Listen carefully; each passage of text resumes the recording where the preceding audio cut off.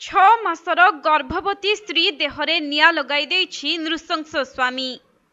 ତେବେ ଯେଉଁ ଘଟଣାକୁ କେହି କେବେ ଭାବି ବି ନଥିବେ, ରାଗରେ ଜର୍ଜରିତ ହୋଇ ସେପରି ଅମାନୁଷିକ ଅପରାଧ ଘଟାଇଛି ଜଣେ ସ୍ୱାମୀ। ତେବେ ସାମାନ୍ୟ ଝଗଡ଼ା ଯୋଗୁଁ ନଷ୍ଟ ହୋଇଯାଇଛି ଗୋଟିଏ ସୁନାର ସଂସାର। ଆଉ କିଛି ଦିନ ଯାଇଥିଲେ ଘରକୁ ଶୁଭ ଖବର ଆସିଥାନ୍ତା। କୁଆଁ କୁଆଁ ଶବ୍ଦରେ ପୂରା ଘର ହସି ଉଠିଥାନ୍ତା। ଛୋଟ ଛୋଟ ପାଦ ଦୁଇଟିରେ ଘର ଅଗଣାରେ ଖେଳି ବୁଲିଥାନ୍ତା ନୂଆ ଅତିଥି। ଆଉ ପିଲା ଜନ୍ମ ହେବା ମାତ୍ରେ ନାରୀର ନାରୀତ୍ୱ ଏବଂ ପୁରୁଷର ପୁରୁଷତ୍ୱ ପୂର୍ଣ୍ଣ ହୋଇଥାନ୍ତା। କିନ୍ତୁ କ୍ଷଣିକ ରାଗ ସବୁ କିଛି ଜାଳିପୋଡ଼ି ଛାରଖାର କରିଦେଇଛି। ଯାହାକି ନିଜ 6 ମାସର ଗର୍ଭବତୀ ଥିବା ସ୍ତ୍ରୀକୁ ପୋଡ଼ି ହତ୍ୟା କରିଛି ସ୍ୱାମୀ।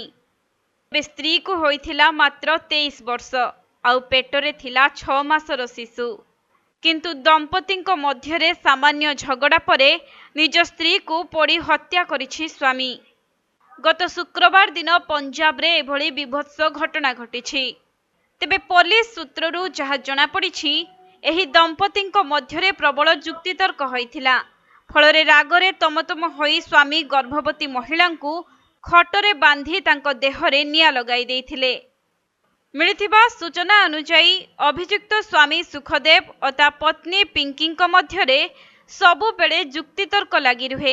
ସେମାନଙ୍କ ମଧ୍ୟରେ ସମ୍ପର୍କ ତିକ୍ତ ଥିଲା, ଆଉ ବିଭିନ୍ନ ପ୍ରସଙ୍ଗ ନେଇ ସବୁବେଳେ ଝଗଡ଼ା ମଧ୍ୟ ଲାଗି ରହୁଥିଲା। ସେହିପରି ଗତ ଶୁକ୍ରବାର ମଧ୍ୟ ସେମାନଙ୍କ ମଧ୍ୟରେ ତୀବ୍ର ଯୁକ୍ତିତର୍କ ହେବା ପରେ ସୁଖଦେବ ପିଙ୍କିକୁ ହତ୍ୟା କରି ସେଠାରୁ ଫେରାର ହୋଇଯାଇଥିଲେ। ଆଉ ଘଟଣାର ତଦନ୍ତ ପରେ ଫେରାର ଥିବା ସୁଖଦେବଙ୍କୁ ଗତକାଲି ବିଳମ୍ବିତ ରାତିରେ ପୋଲିସ ଗିରଫ କରି ଅଧିକ ତଦନ୍ତ ଜାରି ରଖିଛି।